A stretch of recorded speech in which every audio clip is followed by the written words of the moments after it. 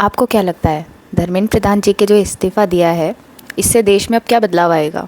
देखिए, मुझे लगता है कि सबसे पहले तो ये सवाल ही गलत है कि धर्मेंद्र प्रधान जी ने इस्तीफ़ा दे दिया तो उससे क्या बदलाव आ सकता है।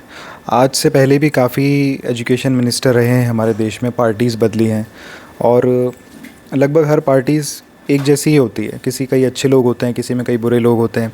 कुछ अच्छा चाहते हैं, कुछ वाकई में बदलना चाहते हैं, बट कुछ नहीं बदलना चाहते, सिर्फ़ और सिर्फ उन चीज़ों से पैसा खाना जानते हैं।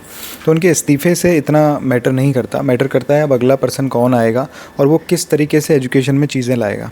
अगर वो पर्सन भी ऐसा ही हुआ जिसे कोई मतलब नहीं है एजुकेशन में बदलाव से, जिसे कोई मतलब नहीं है कि एजुकेशन से देश में कितने तरह के बदलाव आ सकते हैं, वो फ्यूचरिस्टिक गोल्स वाला नहीं हुआ, तो आई एम नॉट श्योर कि कोई बदलाव आ पाएगा। मुझे लगता है वही चीज़ें बिल्कुल सेम तरीके से दोहराई जाएंगी, क्योंकि ये चीज़ें पहले भी हो चुकी हैं। इस तरह के प्रोटेस्ट पहले भी हो चुके हैं, नेता बदल चुके हैं, पार्टीज़ बदल चुकी हैं, बट रिसेंटली भी अभी पेपर लीक हुआ ही है ना, और इतने सालों से होते आ रहे हैं। असली सवाल ये है कि स्टूडेंट्स, क्योंकि मैं स्टूडेंट्स एजुकेशन लाइन से बिलोंग करता हूँ, तो मुझे पता है कि एक स्टूडेंट को कितने सालों से तैयारी करनी पड़ती है एक एग्ज़ाम क्रैक करने के लिए। वो 5th 6th क्लास से ही प्रिपरेशन करना शुरू कर देते हैं कि उन्हें डॉक्टर बनना है, और उस केस में उनका इतना समय लगता है, इतनी पढ़ाई लगती है, इतनी सब चीज़ें होती हैं, बट उसके बावजूद भी पेपर लीक हो जाता है, और फिर सिर्फ कुछ लाख रुपयों की वजह से। यानी कि सिर्फ ये जैसा मैंने सुना है कि 28,000 से लेकर के 30 लाख तक ये पेपर बिके थे। तो इतने उन स्टूडेंट्स की मेहनत का क्या, जिन्होंने अपना इतना समय दिया है। समय कभी वापस नहीं आ सकता और उनका ना कोई मूल्य चुका सकता है कि आप इतने समय के इतने पैसे ले लीजिए। सवाल ये भी होना चाहिए, क्या जो नीट पेपर लीक में शामिल थे, क्या उन लोगों को सज़ा मिलेगी? ये किसी एक आदमी का काम हो ही नहीं सकता। आप खुद इमेजिन कीजिए कि आप किसी संगठन में हैं, कहीं पर भी आप हैं, किसी जगह मौजूद हैं, आपका एक पद है, आप अकेले ये काम कर ही नहीं सकते, आपके पास एक ना एक ग्रुप ज़रूर होगा। तो इसका मतलब ये नहीं है कि एक पर्सन का ये काम है, ज़रूर ऐसे लोग शामिल बैठे हुए हैं और वो काफ़ी सारी तादाद में हैं जो इतनी आसानी से पेपर लीक कर देते हैं।